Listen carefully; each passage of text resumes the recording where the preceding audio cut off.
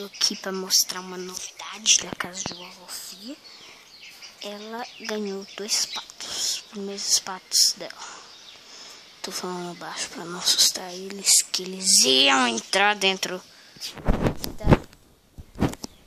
O que eles fizeram com a água, meu pai?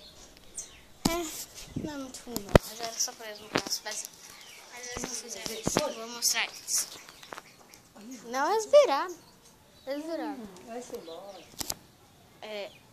É uma fêmea. Aí virou? Eles virou água? Acho que virou. Ou não, ela tá vazando um pouco. Não sei. Derramou tudo. Não sei mesmo. Não, já tá vazando. Aqui é a fêmea e ele é o macho. Derramou tudo. As galinhas. Só isso que eu queria mostrar, os 2 novos patos. Se eu escolher o nome pra eles, eu ponho no final na descrição, né?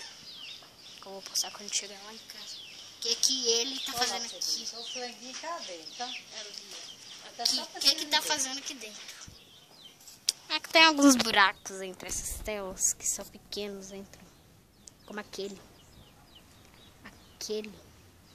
Uma pestinha. Pestinha. Sumiram os patos. Cadê? Ah, tá ali. Aí a gente não pôs eles com as galinhas ainda. Porque... Você vai embora, viu, Pintinho? Não pôs porque... Eles chegaram ontem. Então, tchau.